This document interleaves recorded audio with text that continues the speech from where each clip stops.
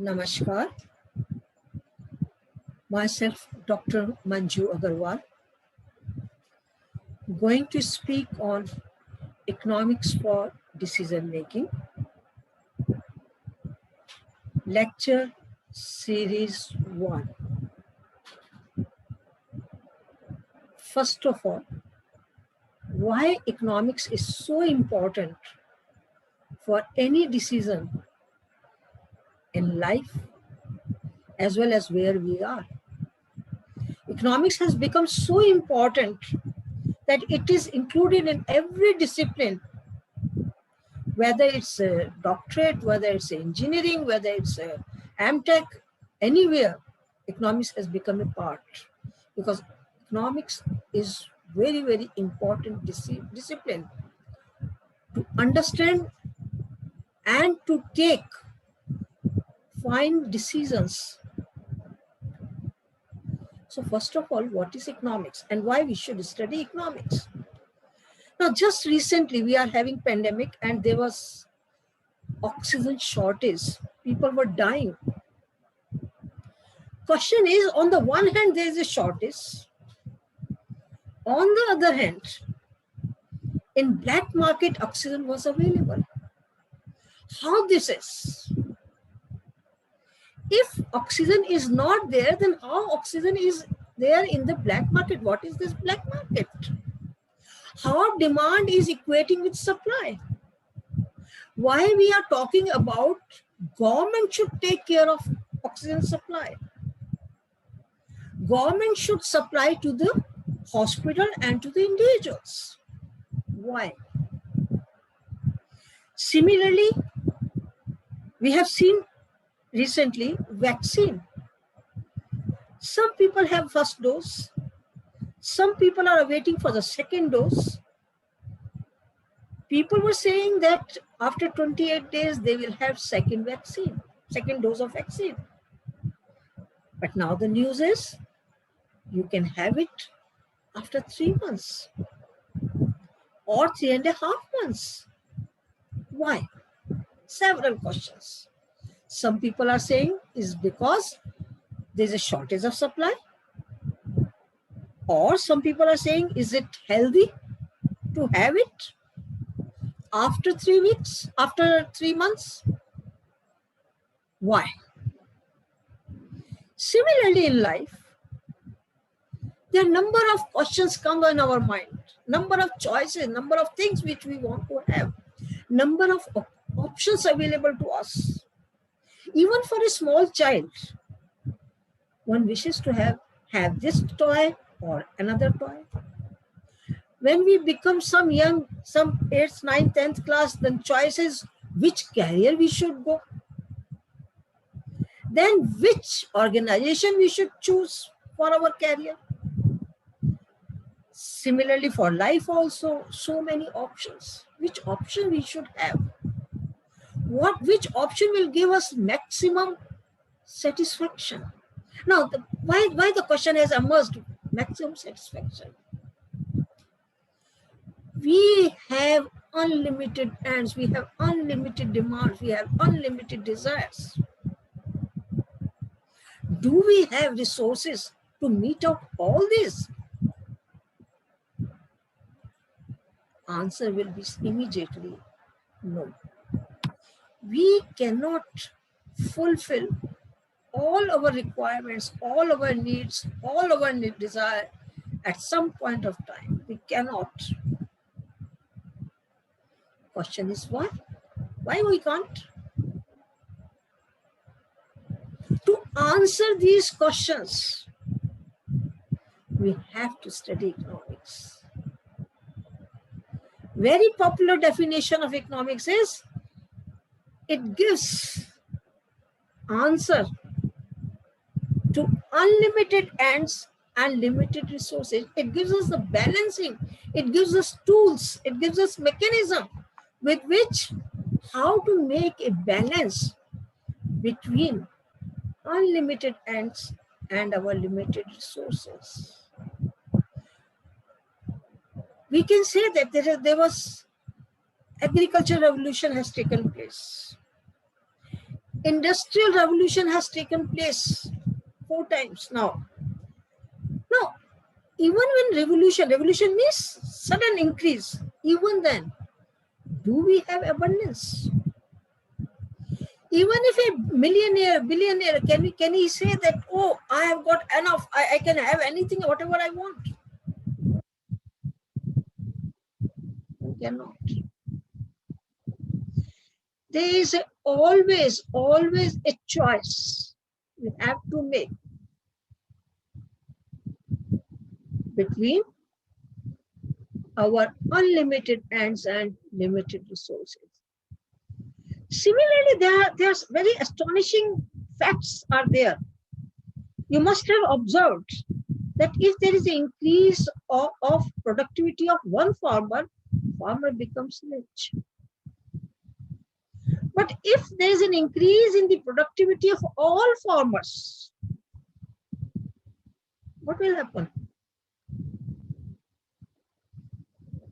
They will not be rich, because supply has increased and there is a fall in the price.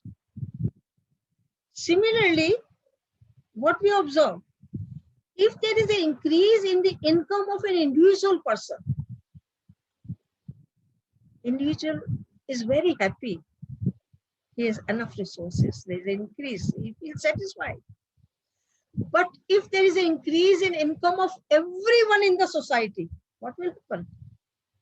There will be an increase in the prices. No one will gain.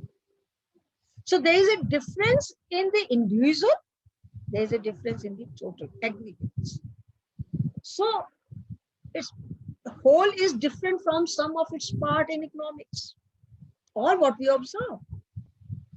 What is good for individuals, it's not necessary that it will be good for the society as a whole. No. By seeing one fact, we cannot answer the other. These are hard facts of the world. And why?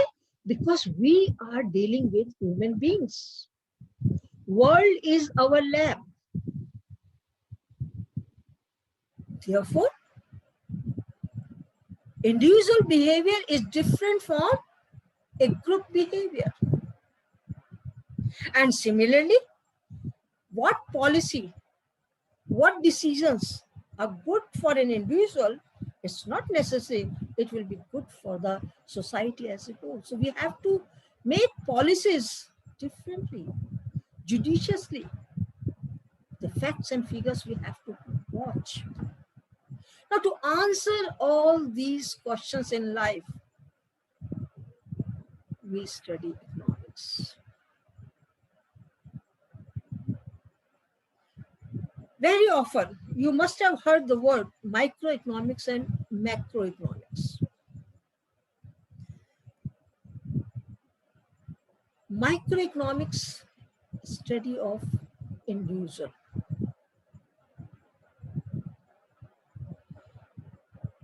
And macroeconomics is as a whole. If we wish to study individual unit, suppose we want to see a village, one family of a village, family here is micro study. And when we study the village as a whole, it becomes a macro study. If we take an economy, state is a micro study and economy as a macro study. In very simple word, if I say there is a forest, what type of trees are there? A dense forest is there. This is a macro study, but sandal trees or some other trees. So when we try to study the tree, what type of tree is, it's a micro study.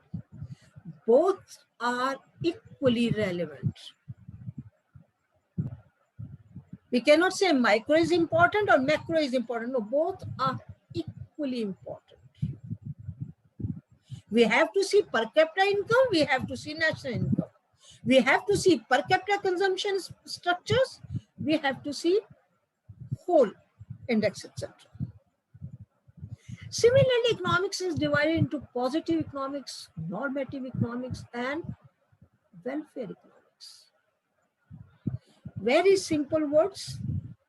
What is positive economics is facts and figures. Like around 20% population lives in poverty in India. It's a fact. Unemployment rate is high. It's a fact. In a demographic structure, we have approximately 40-45% young population. It's a fact. Around 48% is female in total population. It's a fact. So positive economics is facts and figures. But with only facts and figures, we cannot make any decision. Because to make a decision, to have a policy, what is needed is objective, goal. So normative economics is what ought to be, what should be, what ought to be. That is, if we say unemployment rate is high, facts and figure depicts that, how to reduce it.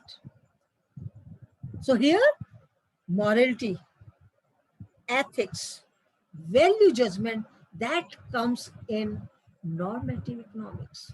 Positive economics gives us only facts and figures. Normative economics gives us how to have what we want, what we desire, what should be, what ought to be. So morality, ethics, value judgment, everything comes here. But only having normative and positive, we cannot say, everything is happened, people are happy. No. What is most important? Why we all are having output, distribution, wages? Why policies are framed? Why governments are there? Why governments are thinking about the policies? What is most important is welfare economics, welfare of the people. Because existence of government, very fact government is there, very fact people are thinking about this. What for? One thing is how we can increase the welfare of the people. So most important objective is to have increase in the welfare of people. So positive and normative economics, with which we want people to have higher standard of living, higher goods and services, increase in welfare, increase in satisfaction, because the total objective of everyone, every activity, everything in life, even to study this economics, is how we can increase our satisfaction. So to have maximization of welfare, to have maximum of satisfaction from any activity, we should study economics. And that's why economics is there as a discipline in every field of life. So economics, it's a real life. It's a day-to-day life. It's in every walk, in every activity of our life, economics is there. This we will see in further series. Thank you.